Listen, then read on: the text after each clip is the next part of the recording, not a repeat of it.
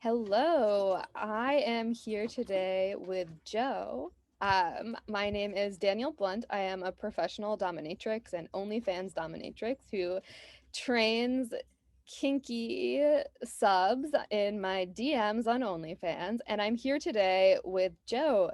Would you like to introduce yourself, Joe? Yes. Hello, everybody. My name is Jo Munroe. I am 25 years old. I'm from Northern Ireland. I am an OnlyFans model slash content creator. I'm a solo creator, so I just do this all on my own. And I don't have any fun or interesting sort of like dominatrix sides of me. No, I'm very vanilla in comparison, I feel. Yeah, I mean, well, I I feel like there's something kind of kinky and about having so like a prolific amount of nudes online and like the voyeuristic and exhibitionist components that is necessitated by online sex work. So I'm sort of curious, when did you start making content and what was that process like of you of like sharing nudes in this very like exhibitionist-y type way? Yeah, so I started almost a year ago now, last July. I originally started posting onto Reddit, and I would post nudes there. I started originally without showing my face, kind of to test the waters a little bit. I guess I kind of started OnlyFans and posting on Reddit just to see if I could do it. I wanted to see, like, because I was working an office job, I wasn't getting paid very much, and I was like, oh, I wonder if I could make some extra pocket money, basically. Right. And I remember how excited I was when I first started posting on Reddit, and like after about a week of posting, like things started to pick up a little bit, and I would get a sub and I would be like, oh my god, I got one whole sub, this is so exciting. Or like your first ever tip, like a $10 tip, and it was like, oh my goodness, people are actually willing to pay me to see me naked, like this is crazy. So that's kind of how I started, and then sort of in like August, September, it had got to the point where I had like a good few subs on OnlyFans, and I was like, you know what, I think I'm ready to take the next step. I think I want to show my face and see how that goes. So then I started posting face content on OnlyFans only. And I remember that was so nerve-wracking. Like I think the first thing that I did was like I did like a little competition for my subs where they basically like, I think it was like a like competition, so I got them to go back and like all of my posts, and then I said like whoever like like a random number generator, I did that and picked a name out of a hat basically, and the person that I picked got to see my face first, and I remember sending them the photo and I was so nervous. But he was so nice about it, and he was like, you've nothing to worry about, you're so beautiful, and I was like, oh, thank you. So then after that I started posting my face on OnlyFans, and then like stepped to posting it on Reddit and Twitter and everything as well. So that was, I guess that's kind of my journey with it. I started off very basic, like I was like, oh, I'll never post fully nude on Reddit, so I posted like boobs only or something, and then you kind of start taking steps further and further as you get more comfortable, and then suddenly I was just posting fully nude, fully spread content online for anybody to see, which was probably an interesting thing to do. But yeah, I guess that's what I did. What about you? How did you get started? Yeah, I started largely with in-person work, and OnlyFans for me at the beginning, before the pandemic, was largely a space to just upload like OnlyFans dominatrix type content, behind the scenes session footage,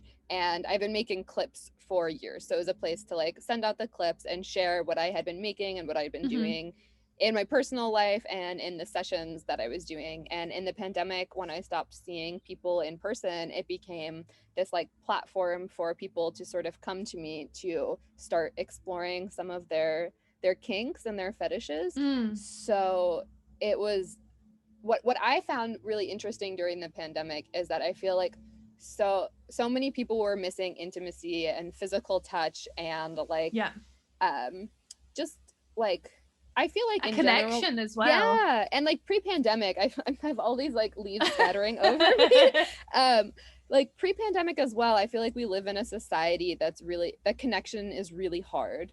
And I think it became like a really lovely place to build this connection with people. And what I found from my subs, which I find so interesting, that vanilla models call their fans subs because subscribers, but yes, also it's shorthand for submissives. Yeah.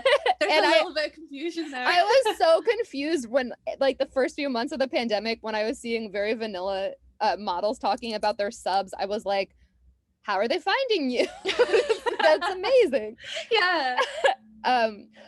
But I noticed that a lot of people, it was like both the intimacy and the connection that people were having a hard time of finding, as well as like finally having time to like sit with yourself and think about what you're actually interested in sexually. And for folks who are interested in different things, and might have sort of just gotten by with the casual sex that they were having with partners or their wives, I think it became harder to deny what they were into. So I had a lot of people exploring with me for the first time. And I feel like that's probably true for people who do like GFE style OnlyFans or like the girl next door OnlyFans, that like people, there's like really a market pickup of people really wanting to explore their sexualities with like a one-on-one dynamic with absolutely someone.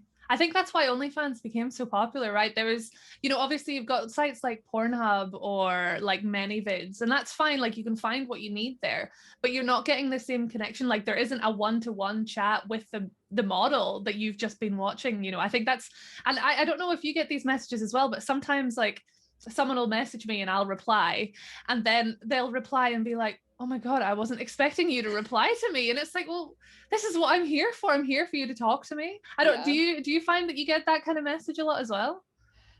I think less so. And I'm not sure if it's just how, like, my automated response when people subscribe, I ask people to introduce themselves in a really specific way.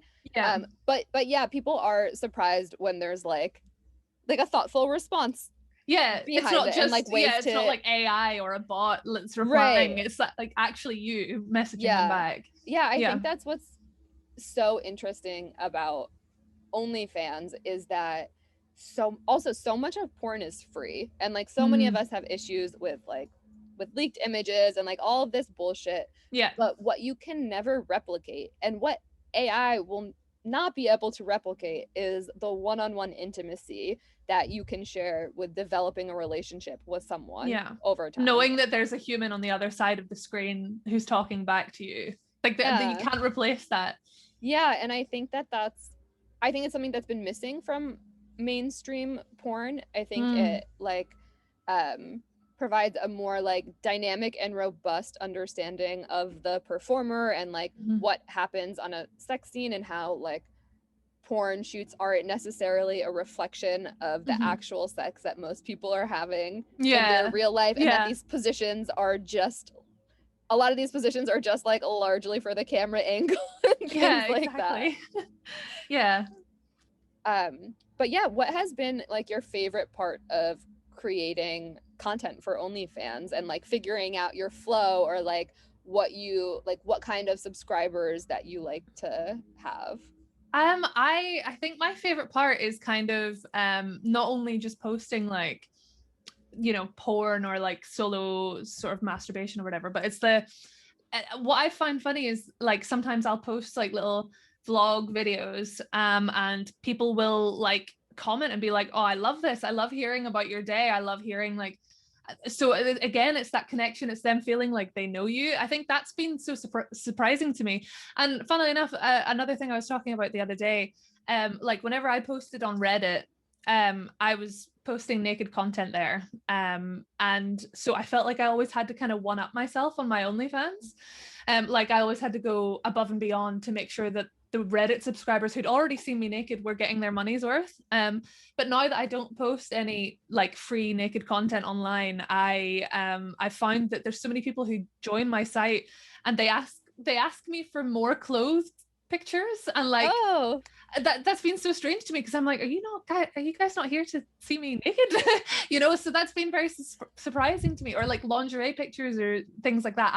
In my head I was like, these guys just want to see me naked, they want to see me, you know, like doing stuff naked. That's all they want. But it's actually surprised me a lot that people have, I guess, you know, they don't want to just see you naked. They want to see you either behind the scenes, like your personal life, or they want to see you like dressed up, like how you look on a day-to-day, and then like contrasted with the nakedness. That's been a very interesting that facet. It's interesting too, because I feel like in pro dom spaces and professional domination spaces, and like even on like OnlyFans dominatrix spaces, a lot of doms don't get naked, and it's like the lack of nudity that becomes eroticized. And I think there's like a lot of stigma that's associated with it, and whorephobia that's associated with it, with like who gets naked and who doesn't. And like I get naked because I like to be naked, but I think the like clothed female naked male,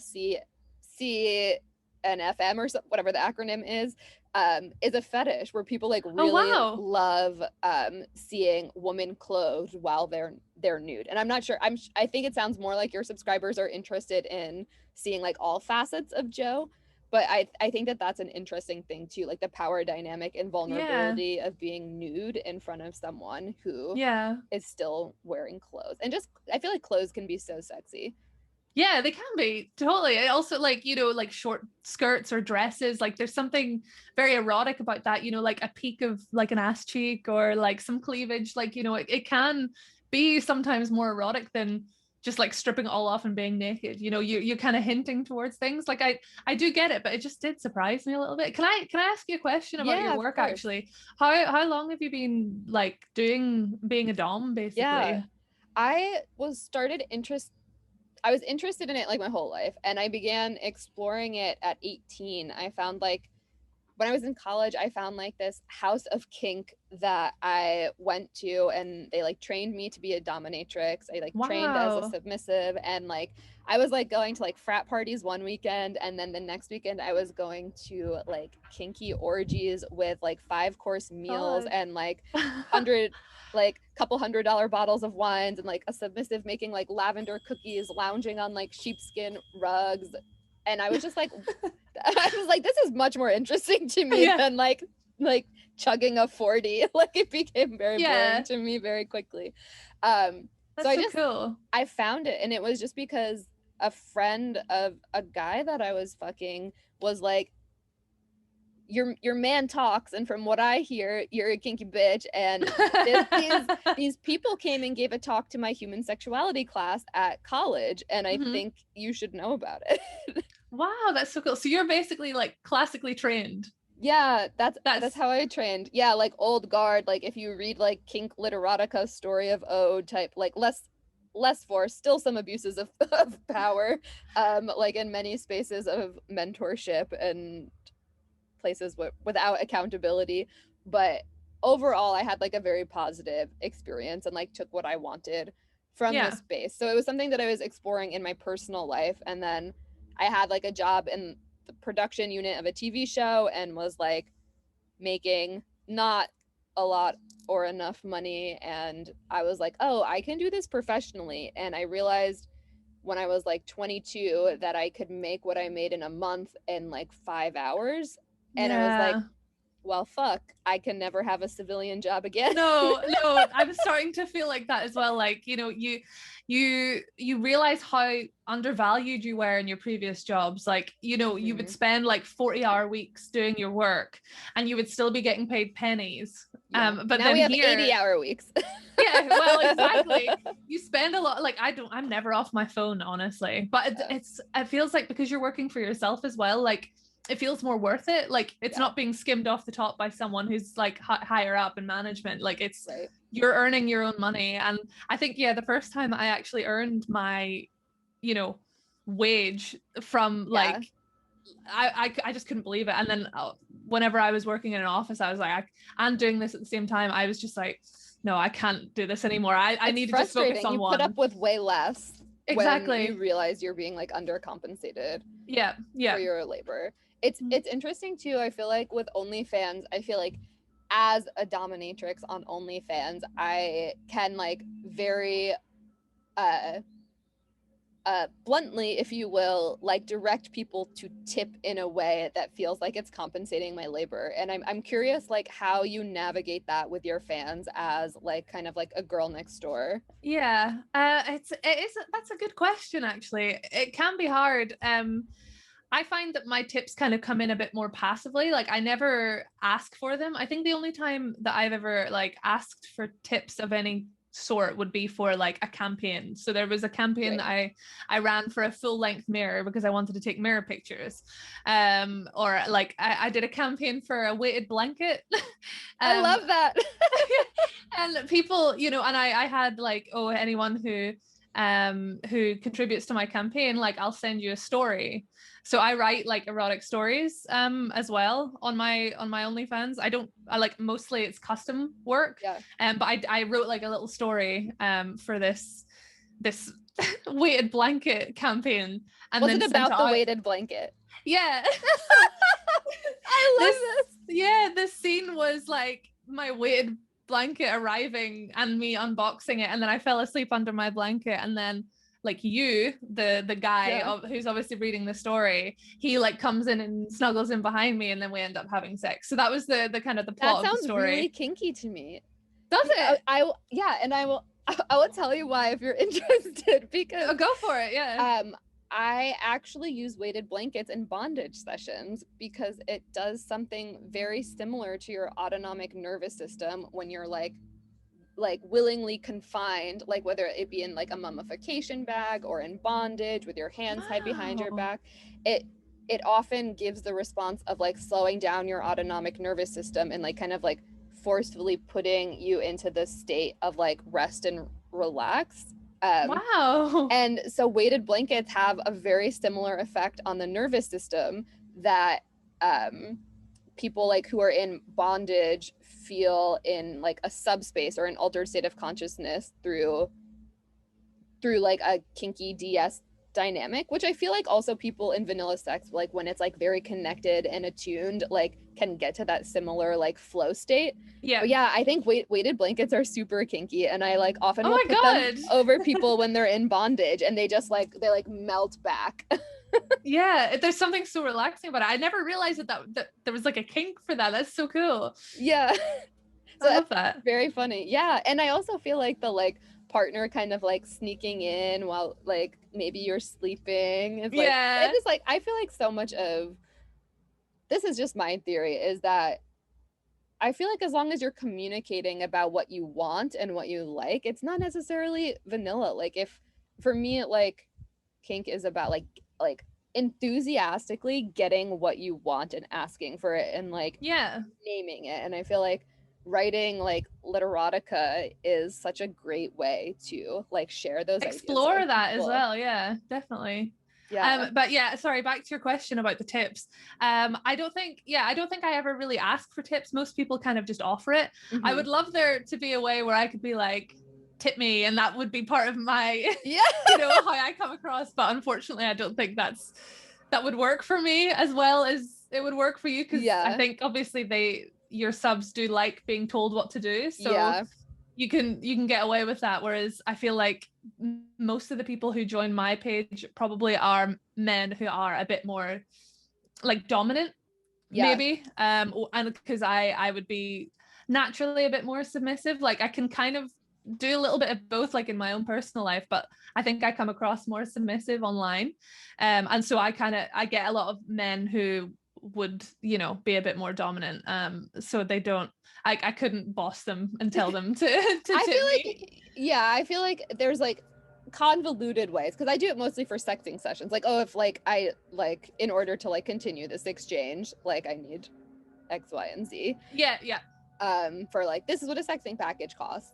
Sure. If you want to keep chatting and like keep it going on. But I love that you write literotica for your fans. I have a submissive task on my OnlyFans page right now for people to write literotica for me, because I love reading it. And on my blog at mistress1.com/blog, I have like a collection of submissive written fantasies about me, and I feel like so cool. It's really fun, and I think it's like a really great way to understand what someone is thinking about and like what they're focusing on, and it gives me so much information into like whether or not they're meaning to reveal that information, but like about the kind of things that they're thinking about. Yeah, I totally get you. I there was on sort of along the same vein, although I didn't ask for this. I remember I got like a message on Reddit at one point, and it was like a 2,000 word erotica about this guy that he'd written about me. I don't know if this was like a copy and paste, like he wrote this and then sent it to every girl that he liked, but copy either paste way, Joe. Yeah, exactly. Replace all. Yeah. But he wrote like this long erotica about like me meeting him down in the basement where the laundry was in our apartment block, and we ended up having sex and things. I remember reading through it and being like, that's such a weird thing to send to someone who didn't ask for it. Like, at least you know, it's very different when you it's very different when you ask for it, for sure. Yeah, because then when you're reading it, you're like, oh, this is great, this is exactly what I wanted you to do. But like whenever you get out of the blue, it's like, oh, that's you've written that about me without me even knowing. That's so strange. I don't know, it felt weird. It's like a consent thing. It's like so many things are hot when it's what you want and ask for, and if the same thing happens, it's like getting a dick pic. Yes, exactly. Like, yes, I want you to send me a dick pic. That sounds hot. Versus like, look at my dick. Yeah, I hate that. Like getting a dick pic that has just come out of the blue. Sometimes they'll send it as like the first message that they send you, and you're just like, I don't want to see that. I don't know. I've never like ever wanted to send a nude of myself to someone without there being any prior like talk about sex or like sexting or anything. Like I've never done that to someone just off the bat, They very much wanted the nude, but I don't understand how some men like think, oh, she really wants to see my dick, even though we've never spoken before. Like I know that this is what she wants. I think she wants to see my dick, or I want to show her my dick, because I feel like it has nothing to do with if they were thinking about what you wanted. Yeah, it would be like a tip. Yeah, exactly. Or like an introduction or something. Yeah. Something like that. No, you're so right. Yeah, it's more of a I'm going to show her than she wants to see this. Yeah. No, I get you. Totally. One thing I'm also curious about, which people viewing this from like my fan page might not know this, but Joe has an amazing ass. One of her best asses. Thanks. Which I think gets her removed from TikTok, just as my breasts get me removed from TikTok quite sad. It's very sad. It's so frustrating. When you were talking about the like little upskirt shots and being sexier in clothing, one thing I was thinking of is like I bought like a whole new wardrobe for TikTok. It's so dumb. Same. I have more TikTok clothes than normal clothes now that I would never wear outside. I wouldn't even wear them for like the porn that I make. No, it's a very specific type of clothing that you can kind of get away with on TikTok that you wouldn't wear anywhere else. I feel like that's a whole clothing brand idea we could come up with like how to evade the TikTok algorithm. Yes, exactly. That's a genius idea. According to our calculations, it says a 95% chance of staying up based on your ratio of absolutely yeah, and I think we have the knowledge for that now. Like I could look at an outfit and be like, maybe we should do this. Maybe we should. Coming up in 3 months. Our TikTok clothing collection. Totally. Yes. Yeah, definitely. I love that. And anyways, back to the most important topic. Mm-hmm. Your ass. Obviously. I'm curious, like I have been speaking to some folks who are more like GFE style or girl next door style, and I'm interested in like kind of like where the kinks pop up in those dynamics, because I feel like something that I find really interesting, and like I do like femdom GFE type things, but that people sometimes feel less intimidated by the girl next door to share a kink rather than like some people want an experienced dom who will tell them what to do, and some people want like the girl next door to they can confide figure it out and like figure it out together, because and like who are like, oh, this is new for you too. But I'm curious about ass worship, because just like based on my mental calculations, I feel like you must be getting a lot of requests for ass worship. Yeah, like honestly, at this point, I don't even really know what ass worship means. If you want to like tell me what you know about it, I'll tell you, like, okay, that's fair. But I do get a lot of people who join specifically because of like my ass posts on, back in the day, Reddit, or on Instagram. Like I have a few ass pictures or like videos up, and those are like, you know, instant like thousands of likes, because it's like, you know, people are hungry for it. It's crazy. I remember like when I was younger, I used to be so self-conscious about how I looked and like my body shape, and it's just so funny now that this is why I make my money. You know, that shift is so interesting. Yeah. So yeah, I do get a lot of people who like join and they're like, oh my god, your ass is amazing, like I wish I could see more of your ass, blah blah blah. But I feel, yeah, the ass worship, I think, would be a big thing if I knew what it was and how to offer it. Should we do an ass worship mini workshop? Oh, like a tutorial. A 2-minute tutorial. Yes, absolutely. I mean, my MO is, I think of people's fetishes as like an entry point to their sexuality, and like for people interested in exploring like control as a way to like control and train someone to my desires. And so I get a lot of like titty worship requests and like a ton of mommy stuff, which I personally love being consensually mommified instead of just like everyone expecting free emotional labor from women in general. But I would say ass worship is taking like one of your assets that, you know, like makes someone feel like weak and like overcome with desire, and playing with that desire and kind of teasing it apart. Because for some people I think they're like, oh yeah, I like ass, and then for some people I think they're like, I have like an ass fetish, and like ass is what I want to worship, and like I want to like be forced to like start at the bottom of your feet to like gently kiss all the way up while you like tease me with the ass, and it's like this big hypnotic reward of like this like mountain that you've ascended and like finally reached transcendence and like get to like worship at like the altar of a god. Okay, cool. Yeah, that's interesting. That seems like it would be a lot of fun.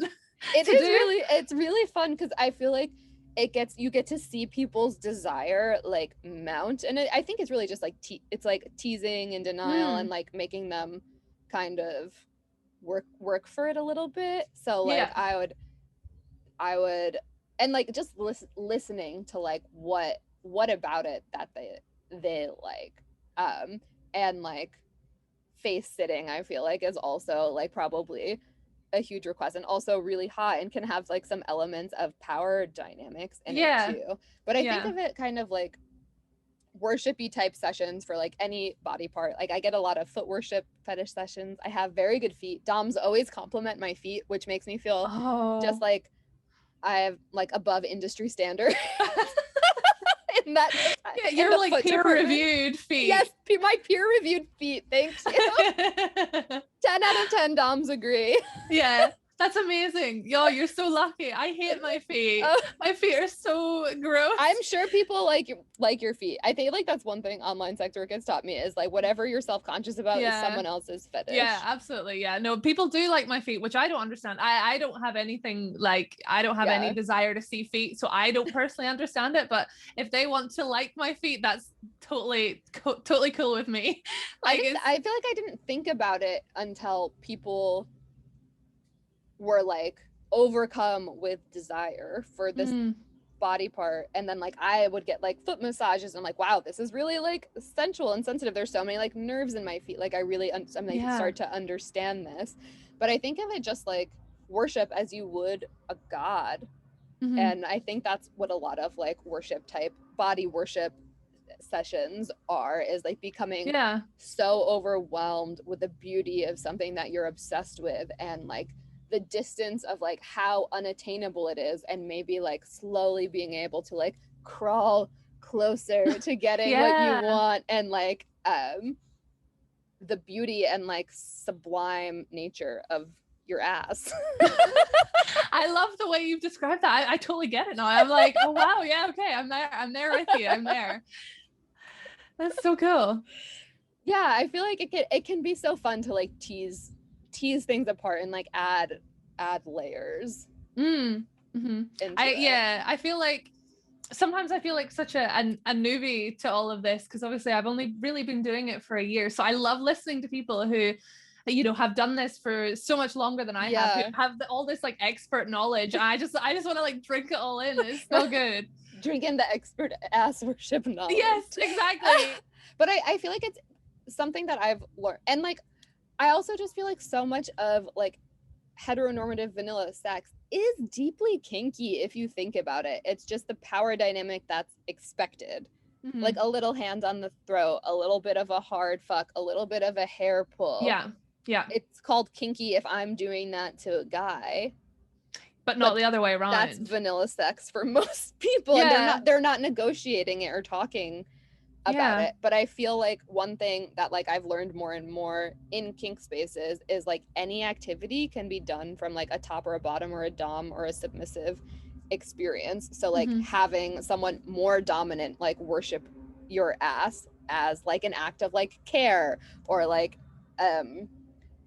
you offering that to like a daddy type or something like that. I feel like it can be done in so many of those ways, or like wearing this cute skirt so someone gets to see your ass because that's what they like. It doesn't have to like be a you will worship me because I am a god. It can come from every sort of perspective. That's really cool. I like that. I think I'll have to look into that a bit more, because I love what you've just described to me. So I'm like, I'll just write that bit down.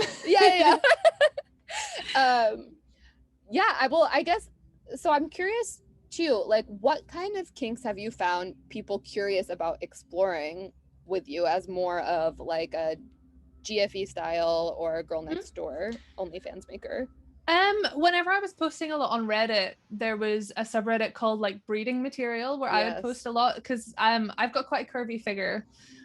So I like big hips and like big boobs and a big ass and whatever. So a lot of people like, you know, they like that sort of breeding material. I honestly hate that sort of descriptor. So much of Reddit I hate. I know, it's so gross to just like put people in these boxes. I hate it, but you know, it unfortunately it works. So that's, you know, that's where I posted, because that was my body type.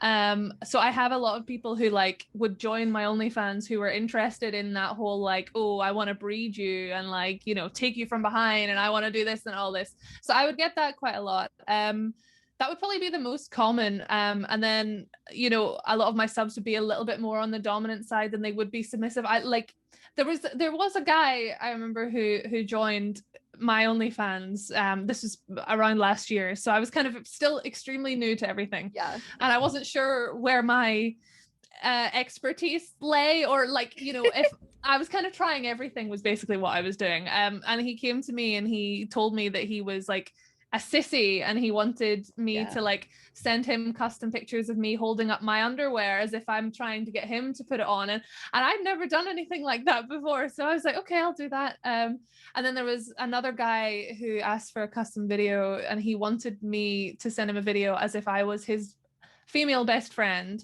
who'd woken up one day from being like a flat-chested, like non-curvy body type, and woken up the next day as if I'd just gone through puberty and I'd like, you know, suddenly grown all my assets, and was FaceTiming him to tell him all about it and showing him. I don't know if that's even kinky, but it felt like, you know, that sort of transformative change felt a bit kinky to me than what people would normally ask for. I get a lot of people who, and I don't think this is kinky so much as just like something that people like the idea of, but because I have glasses and curly hair and I look quite normal, I get a lot of, oh, you're a librarian. So I did a librarian PPV, you know, as if I was in the library and they were renting a book from me, talking about the Dewey Decimal System. Yeah, exactly. Making it really sexual. But yeah, I get that. And then there's some people who just kind of come out of left field, like they request like stuff that I've never done and probably won't ever do, because it's not within my wheelhouse. Like I don't think I could do it properly. So like peeing content or like scat content, or like I remember one of the first things that I got asked for was like queefing, like a queefing PPV, which I wouldn't even know where to start with that. Like, how do you do that on Intentional. command? Yeah. Or like farting or burping. Or there was one guy who asked me for a picture of me like sticking out my stomach and like eating a lot of food, so that I had like a really like bulgy sort of bloated stomach, like, and then he sent me to like these subreddits for like reference points for what he liked. And I'd never heard of that before. I didn't know that that was a thing, that people like the whole like stuffed feeding. Yeah, feeding, exactly. Yeah, those are, I think those are kind of the things that I get sometimes. And then, you know, you sometimes get like people who maybe come to you for like a dick rating and they want like small penis humiliation. So very few want that from me.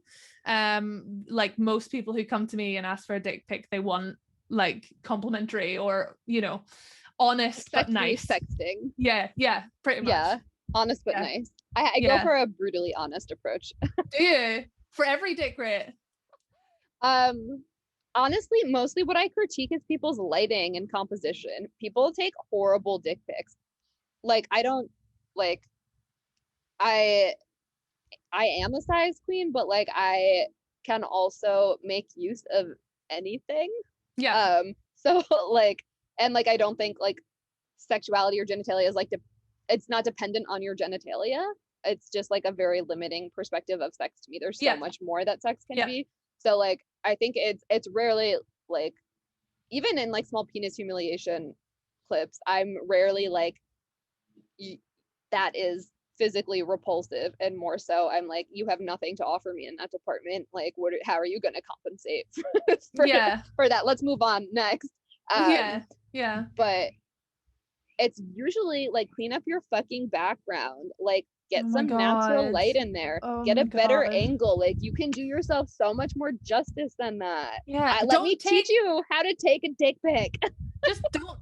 I feel like this should be rule number one, and it should be ingrained already. But how people think is acceptable to send a dick pic of them looking down at their dick, holding their dick over a toilet. Over the toilet. Who does that? Why do that? And even worse, if there's like, you know, gross stuff already in the toilet. Like, I don't need to see that on top of your dick. Like, my friends who you would know, we did like a dick rating, like a collab. So we all like, the four of us, we did like, we got sent a dick pic and we'd all rate it. And you know, there would be some, like a very small minority that were well shot, like, you know, really interesting angles and, you know, really well done. And then there almost all of them were in the bed with like disheveled duvet around them, or like dirty clothes or dirty socks, or over the toilet, or like, you know, just at really weird angles that don't make their dicks look nice anyway. Why would you take it from that angle? I don't understand. And it's funny when you like contrast that with the stuff that people like us would produce. You know, we produce very high quality nudes, like, you know, good stuff that you want to see, and then you like look at the dick pics that we receive in contrast to that, and you're like, oh my god, they have no idea. They have no idea how to. Good dick pic is an important skill if you will be sending dick pics. And I think it's true too. It's like, I take a lot of shitty nudes too. I just don't share them. Exactly. Yeah. I have the common sense not to share them. Yeah, exactly. There was a subreddit that I remember finding last year that a girl had created for like those like kind of blooper nudes. And like, I had been trying to do like this yoga pose, you know, so like a downward doggy sort of thing, and there was one of the pictures that I took, and you could like see my face like upside down between my legs, and I'm just like, you know, like beetroot red, and like my glasses are like up here, and I'm just like, I look so disgusting. But I posted it there, but I wouldn't post it anywhere else, you know, because I'm thinking of like nobody the wants to see that subreddit that's like, they want like this angle right here, and but you can see like all of the worst parts of you at the same time, because it's like it's the way you bend your body. It's like, you know, there's rolls everywhere, and like your boobs are falling to like into your armpits, and like you know, you're trying to smile but you've also got a double chin at the same time. It's that one's a hard one to master. I wonder a campaign for like your worst selfie, how that would do. Yeah, people love that though. They love seeing like the behind the scenes, don't they? Like awkwardness. I just think of like all of the very specific angles. I'm thinking of the Bugs Bunny TikTok trend. Did you do it successfully? No, I couldn't do it. My body, I felt like I was being gaslit by all of these hot how are these women. People? My legs weren't even like going high, and I have quite long legs. I know, I'm fairly flexible too, and I'm like, my legs won't go high enough, my butt won't go high enough. No, like nobody's seeing anything from this angle. And like, I couldn't find tutorials. It just looked so easy for other people. Yeah, and then I tried to do it on my bed at the same time. I think what I did wrong was I was doing it on my bed when you should have been doing it on a hard floor with a blanket. Okay. And then like you can pull your knees up. Oh. Yeah. Whereas I was trying to do it on like a soft duvet on my bed, so there was no like surface to kind of roll up your knees, you know, to like pull them so that they could slide rather than like forcing them up. I didn't try it again though, because I was like, oh, that was just such a colossal failure that I just can't. I'm not gonna try it. Same. I was like, I give up. Like I don't. I feel like so much of my TikTok presence is pretending to be a bottom and then duping people when they find my OnlyFans, because all of the like more explicitly dominant content that I make gets taken down immediately. Like I do the same trends, like, you know, the like, this guy said he wanted to hang out with me, but blah blah blah bondage. And I was like, but what about if I'm the top? And it just like got immediately taken down. I'm like, it's nothing different than it's other so weird than like I'm the one doing it. It's so strange, the things that they sometimes take down on TikTok. Like, you know, you'll do a trend that somebody else has done, but because, you know, your body shape looks different, it'll get taken down. Or there's like some girls who can get away with taking the same video in a bikini, and then you'll take it in like shorts and a t-shirt and it'll be taken down. And it's there's like no set rule as to how explicit or non-explicit you need to be. Like sometimes I've taken things in like a jumper and it still gets taken down. Like there's no, like, I don't know, it's so strange. So strange. My embarrassing story is that I did not know that TikTok was a safer work platform. And I posted a straight up porn blooper of my dog walking into set on it. Just like, goodbye. It was a hilarious clip, but it got sadly not for TikTok. It was not for TikTok. Yeah, I like my weird thing with TikTok was when I first started, there was like a lot of subreddits I used to post to that would be like, TikTok not safe for work. So they like, you needed to have the TikTok watermark. I remember that. I got kicked off for that one trying to do it.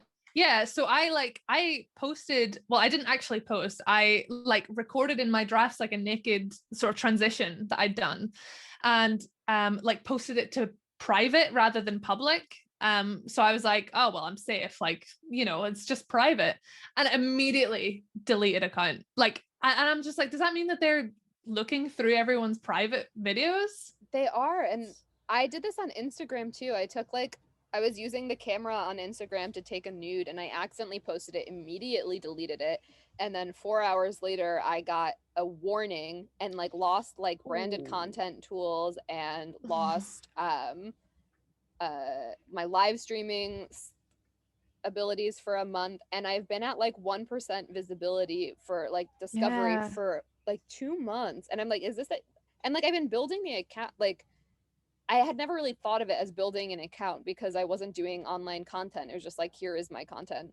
But it feels so hard to build at that point after that. And I'm just like, do they do permanent shadow bans? It's like, I always talk about it as like the Sisyphusian task of being like an online or a sex worker in general, because I feel like criminalization also polices people in many, many different ways. But existing in an online space is so challenging, and like so challenging to convey who you are, what you want, what you're selling in this like online ecosystem that is like, you cannot say any of this, you can only use innuendo, and if you use too much innuendo, you're gonna go in the bad girl bin. Yeah, you'll get that removed for sexual solicitation. Like, I think the one time endangering minors. Yeah, and it's like, but then you'll see someone like the next day and they'll have their full OnlyFans link in their bio and like posting like bikini pics, like topless pictures where you can almost see their nipples, and they're fine,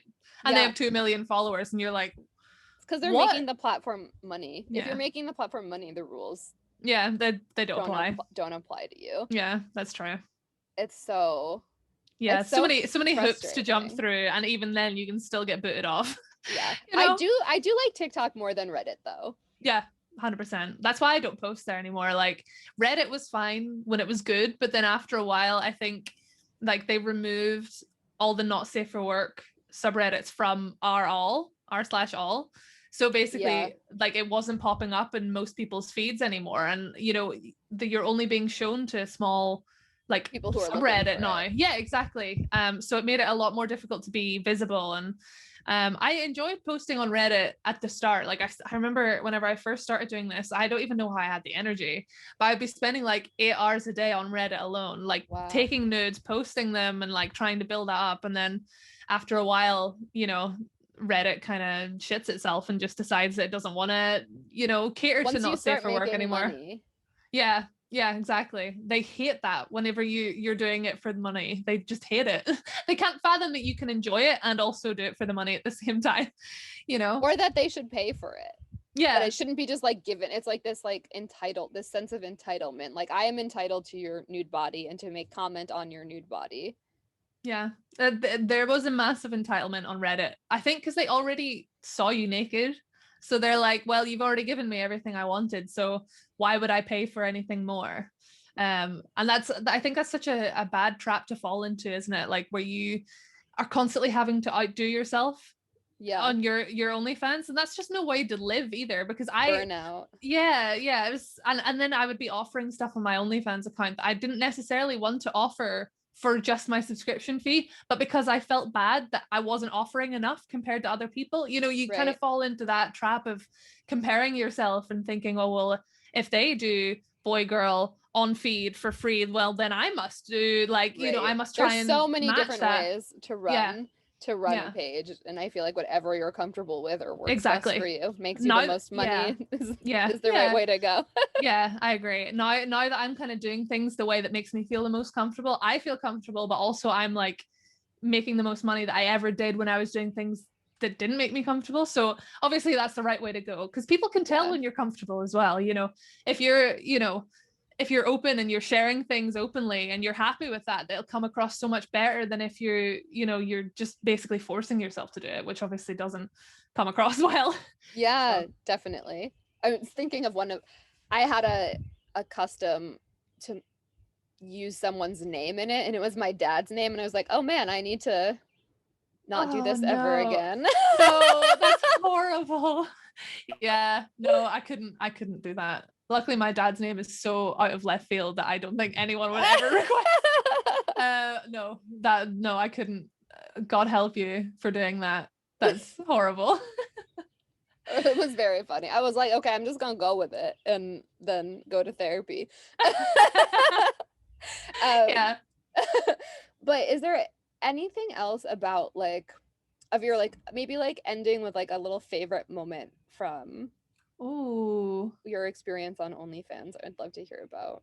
Favorite moment. I feel like there's been so many. I remember I tweeted about this thing and it didn't go viral by any stretch of the imagination, but usually it's only my pictures that get loads of likes. Yeah. And for some reason this fully text tweet got loads of likes, but it was basically where I said like, in one OnlyFans conversation, I'm talking to someone about the benefits of Buddhism, and then in another conversation, they're telling me that they want to like fuck me or something like that. And I just found the contrast of sometimes you get those conversations with people on OnlyFans that are really meaningful, but they're not to the point where it's like emotional labor. Like I talked to this guy about his religion, like Buddhism, and his like past lives and everything. I find it so interesting. And then in your other message, you've got someone who's like, showing you their dick. Like it's the contrast is funny. I'm trying to think of one specific good moment.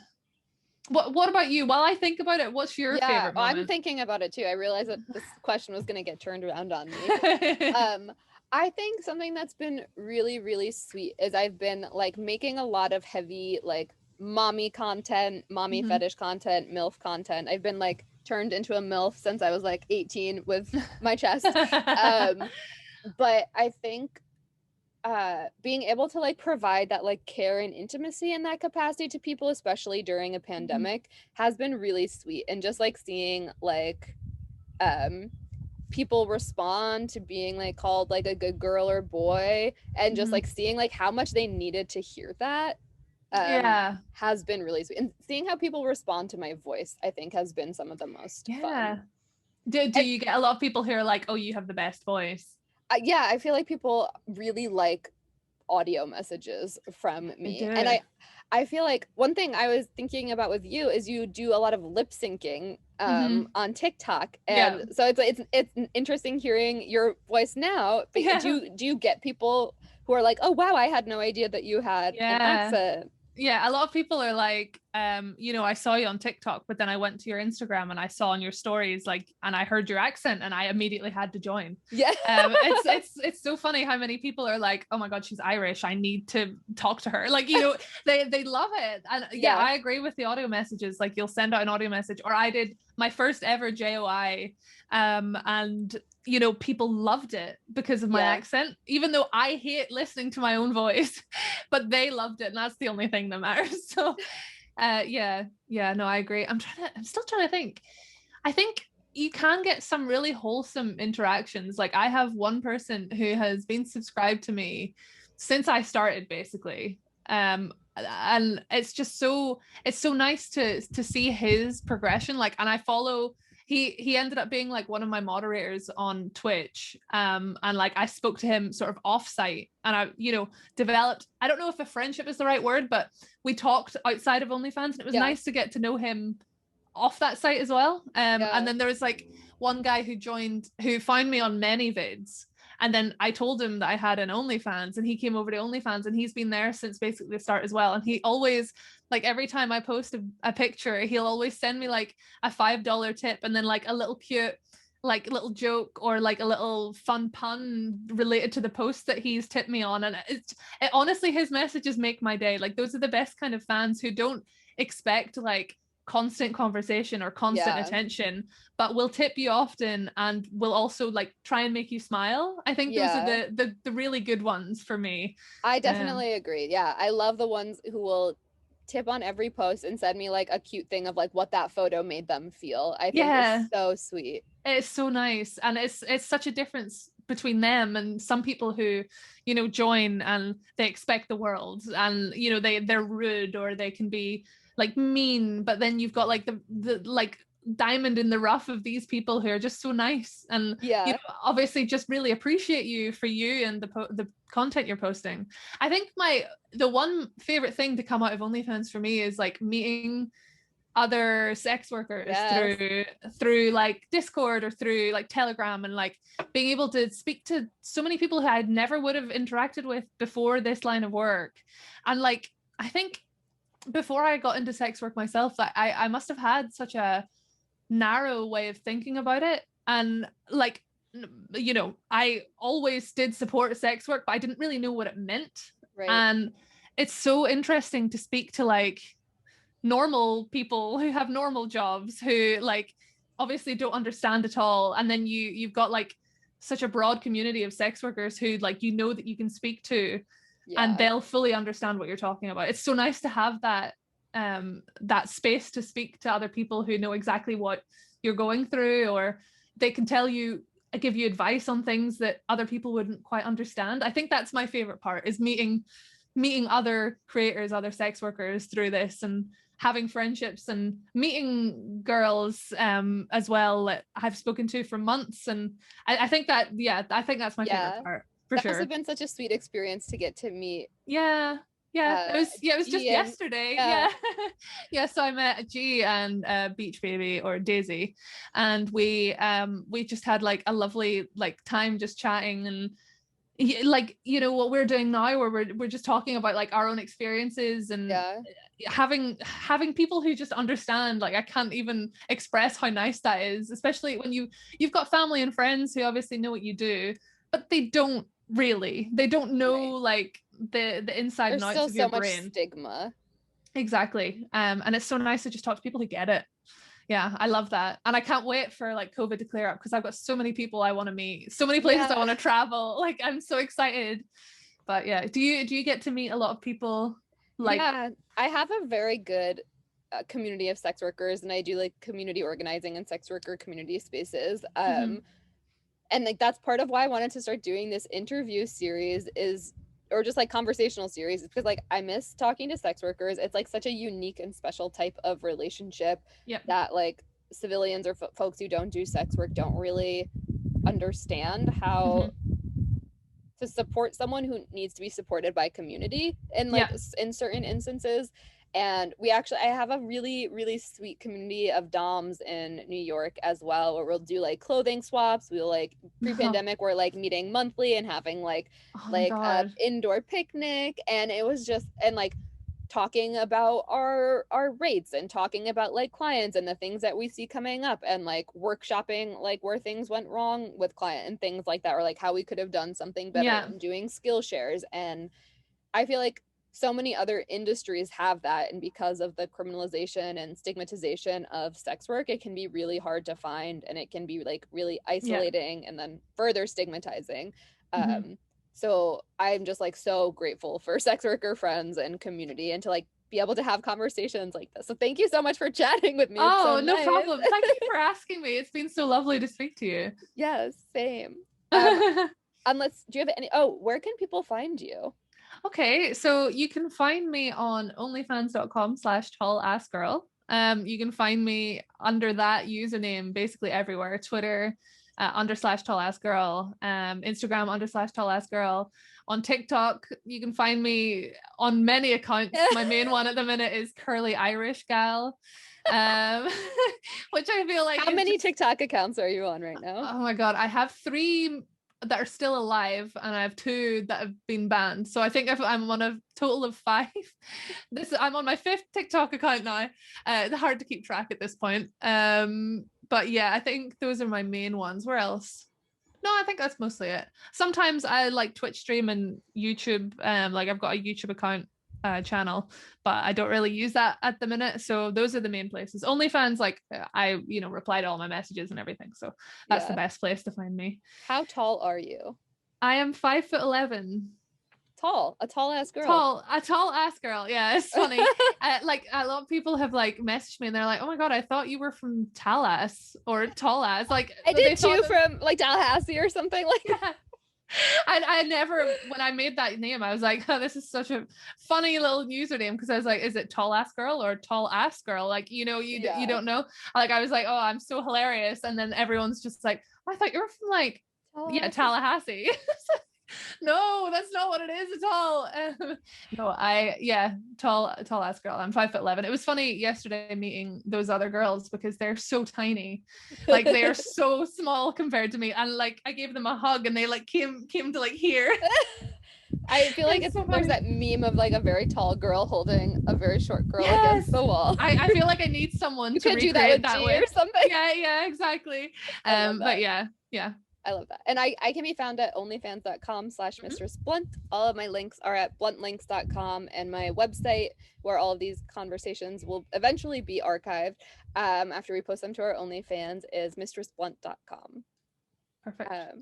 So wonderful. I'll pause the recording real quick.